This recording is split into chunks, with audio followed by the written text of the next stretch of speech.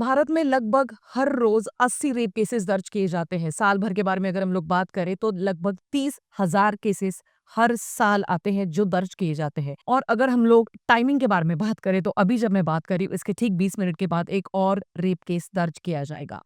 ये आंकड़े बहुत ही ज्यादा भयावह है और बहुत ही ज्यादा सीरियस है, जिनको सीरियसली हम सब तो ले रहे हैं बट शायद इस देश की सरकार नहीं ले रही है। आए दिन हर रोज कहीं ना कहीं पे कोई ना कोई तो रेप का मजाक उड़ाते हुए नजर आता है, चाहे वो बहुत बड़ी गद्दी पर बैठे हुए कोई ऑपोजिशन सरकार से कोई इंसान हो या फिर जो करंट सरकार है उससे कोई इंसान हो, उससे फर्क नहीं पड़ता। क्योंकि बीजेपी वर्सेस कांग्रेस ये लड़ाई के बारे में बात ही नहीं हो रही है। बात हो रही है सीरियसनेस की, जो हमारी सिक्योरिटी के बारे में बात होनी चाहिए। अनुभव सिन्हा जो है इस फिल्म के राइटर, डायरेक्टर और प्रोड्यूसर है। और 80 ये फिल्म क्या हम सबको हॉन्ट करती है? क्या ये फ़िल्म हम सबको एक बहुत ही बड़ा सदमा देने में कामयाब होती है? क्योंकि वो सदमा मिलना बहुत ज़रूरी है, क्योंकि जब तक वो सदमा नहीं मिलेगा, मेंटली जब तक हम लोग डिस्टर्ब नहीं होंगे, तब तक इस चीज़ को, इस मुद्दे को सीरियसली नहीं लिया जाएगा, ऐसे मुझे लगता है। एनीवे गाइस, बात करते हैं 80 इस फ़िल्म के बारे में। सबसे पहले डायरेक्टर का नाम है अनुभव सिन्हा। जब ये मुझे पता चला तो इसके पहले की इनकी जो फ़िल्मोग्राफ़ी है वो मुझे कुछ ख़ास ज़्यादा पसंद नहीं है। ऑल्दो थप्पड़ कुछ बहुत बड़ी प्रॉब्लमैटिक फ़िल्म मेरे लिए नहीं साबित थी।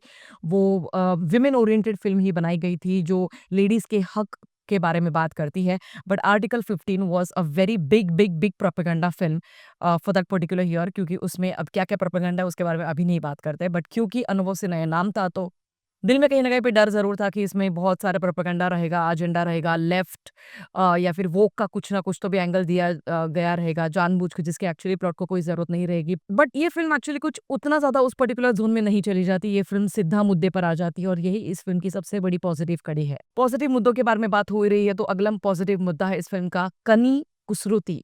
ये जो एक एक्ट्रेस है, इनका performance through out the film वो बहुत ही ज़्यादा कन्विंसिंग आपको लगेगा। In fact this was the very first time that I was watching her performance on big screen. But वो मुझे कहीं पर ऐसा नहीं लगा कि मैं उनको पहली बार देख रही हूँ। मुझे लिटरली ऐसे लगा कि ये कोई अपनी सहेली हो सकती है, कोई अपनी कलीग हो सकती है। ये इतना कन्विंसिंग था मेरे लिए एज़ अ व्यूअर के तौर पर भी देखना। फ़िल्म में कई सारे ऐसे सीन्स हैं जिनको हाइलाइट करना बहुत ज़रूरी है। जिस तरीके से इस पूरे फ़िल्म की फ़िल्मोग्राफ़ी की गई है, जिस तरीके से हम सबके सामने हर 20 मिनट के बाद एक-एक सदमा आता चला जाता है, वो बहुत ही ज़्यादा डिस्टर्ब करने वाला है।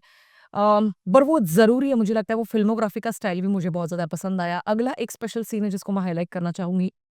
तापसी पन्नू के ना केबिन के यहाँ पर एग्ज़ैक्ट एक एएसआई ऑफ़िसर खड़े हैं और वो एक राम मनोहर लोहिया इनके द्वारा रचित एक कविता की कुछ पंक्तियाँ तापसी को सुना रहे हैं और वो बहुत ही हाइलाइट करने वाली पंक्तियाँ मुझे लगी। जहाँ पर वो कहते हुए नज़र आते हैं कि कोई तो कील ठोको, क्योंकि फिसलने की भी एक सीमा होती है। कब तक तुम लोग फिसलोगे? कहाँ तक तुम लोग फिसलोगे?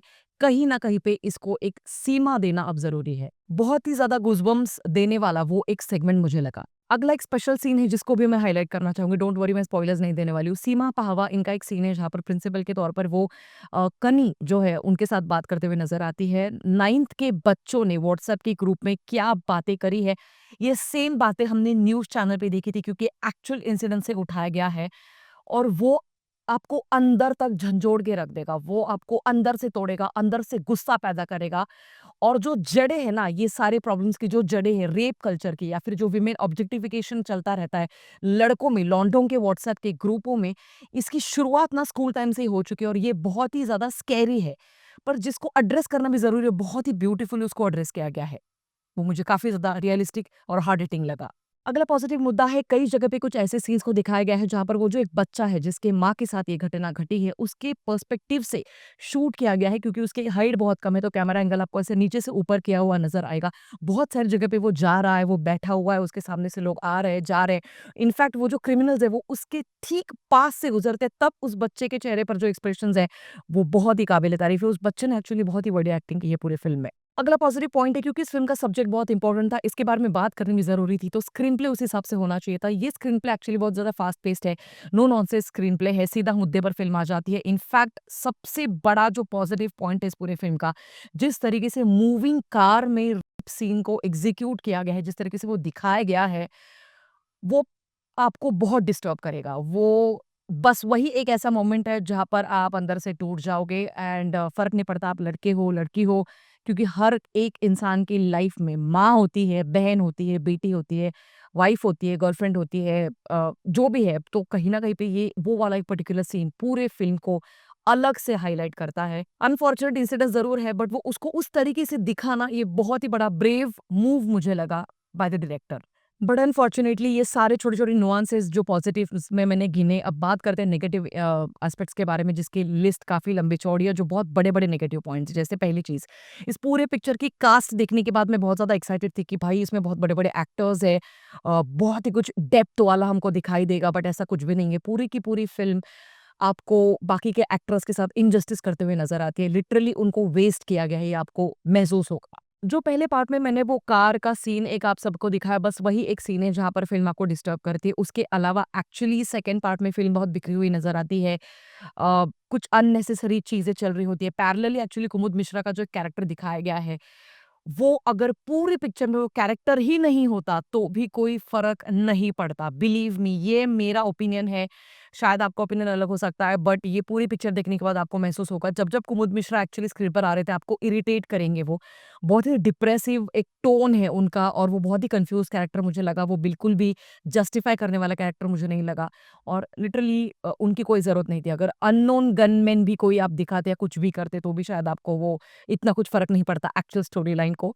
तो वो कहीं न कहीं पे मुझे बहुत ज़्यादा बिखरा हुआ एक स्क्रीन प्ले का ट्रैक लगा सेकंड हाफ में स्पेशली। अगला एक नेगेटिव मुद्दा है, ये पिक्चर कई जगह पे बहुत ही फ़िल्मी टिपिकल ज़ोन में चली जाती है, बॉलीवुडपन दिखाते हुए, बिकॉज़ ये इतना बड़ा हादसा है जो देश में घटित हुआ है, जिसके बारे में कोर्ट हियरिंग चल रहा है, बट वहाँ पर लिटरली कुछ इतने छोटे-छोटे स्कूल के बच्चों को लाया गया है उस हियरिंग को सुनाने के लिए, तो वो बहुत ही ज़्यादा फ़िल्मी मुझे लगा, वो बहुत ही अनकन्विंसिंग भी था मेरे लिए। भाई अगला नेगेटिव पॉइंट है, इस पूरे पिक्चर का सबसे बड़ा पार्ट क्या होने वाला था? इन्वेस्टिगेशन और कोर्ट रूम ड्रामा, दोनों के दोनों आपको बहुत ज़्यादा फ्लैट लगेंगे, उसमें डेप्थ ही नहीं है। इन्वेस्टिगेशन तो कुछ भी नहीं दिखा है, इन्वेस्टिगेशन लिटरली बस डायलॉग्स में दिखाते जा रहे थे। जैसे फॉर एग्ज़ाम्पल बंदर आया था और फिर उसने वो जो सीसीटीवी के फुटेज है, वहाँ पर वो तार काट दी। ये चीज़ आप दिखा दो ना, ये चीज़ें कैसे एग्ज़ीक्यूट हो रही है, उस पर्टिकुलर नाइट में क्या हुआ? टाइम टू टाइम अगर आप एक टाइमलाइन दिखाते हुए कि इतने बजे फिर ये गाड़ी वहाँ पर गई, वो वाले हाईवे पे गई, वहाँ पे उन्होंने ये वाली चीज़, वो इतनी फ़ास्ट, इतना रैपिडली फ्लैट तरीके से वो पूरा इंसिडेंस घटते हुए दिखाते हैं कि बाद में हमको लगता है चल सबसे लास्ट में दिखाएँगे, सबसे लास्ट में दिखाएँगे। कौन-सी शादी के लिए गए थे? कौन लोग थे? कौन कल्प्रिट्स है? कहाँ से वो एक-दूसरे को जानते हैं? उनके कुछ हैबिट्स क्या है? किस तरीके से उनके हर एक का फैमिली बैकग्राउंड है, वो कुछ भी नहीं है। इन्वेस्टिगेशन और कोर्ट रूम ड्रामा दोनों भी बहुत ही ज़्यादा निराशाजनक है। मेरे लिए तो ये फ़िल्म एक्चुअली बहुत बड़ी निराशाजनक फ़िल्म रही। 2.5 स्टार्स में देना चाहूँगी out of 5 to this film. Subject बहुत इम्पोर्टेंट था, बट वो न्याय नहीं कर पाए। लिटरली राइटिंग बहुत ही वीक है इस फ़िल्म की, और इसकी वजह से ये मेरा ओपिनियन था 80 इस फ़िल्म के बारे में। बाकी आप लोगों की क्या राय है, आप मुझे कमेंट सेक्शन में ज़रूर बता सकते हैं। मिलेंगे अगले वीडियो में, तब तक के लिए ख्याल रखिएगा। Peace out.